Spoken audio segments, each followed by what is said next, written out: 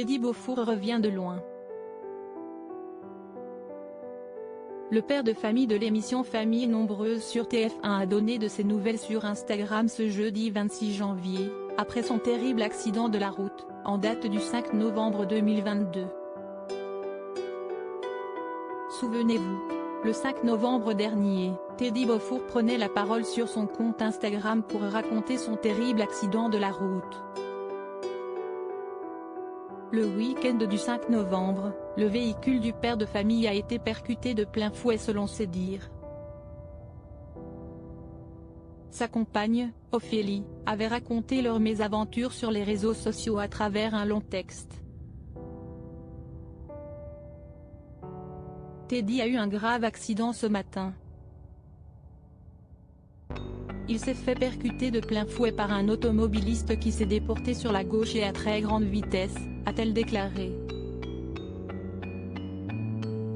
Puis d'ajouter au sujet du pronostic vital de son compagnon, « Nous avons eu la plus grosse peur de notre vie, mais Teddy s'en est bien sorti malgré la gravité de l'accident et le choc. Il a dû être désincarcéré de notre minibus par les pompiers, car une de ses jambes était littéralement bloquée et la douleur extrêmement forte. » Quelques jours après cet accident, celle qui s'illustre avec ses enfants dans l'émission Famille Nombreuse sur TF1, a partagé quelques photos de leur minibus, détruit par le choc. Puis, le lendemain, les internautes apprenaient que Teddy Beaufour avait été transféré à Toulouse car les résultats de son scanner n'étaient pas bons.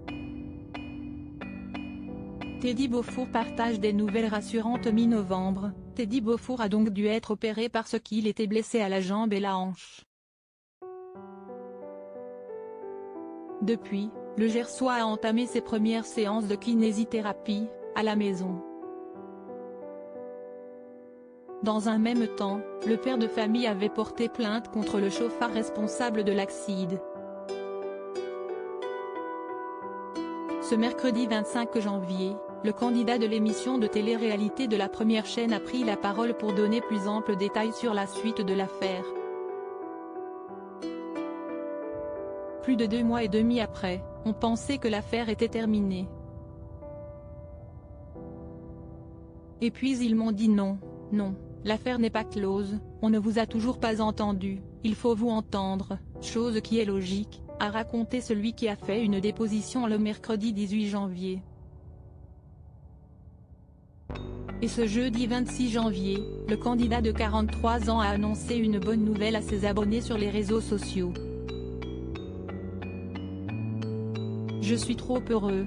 Je viens d'avoir l'hôpital et j'ai une place au centre de rééducation, s'est-il réjoui. Et de préciser, je vais avoir plusieurs fois par semaine à partir de la semaine prochaine. Tout est bien qui finit bien.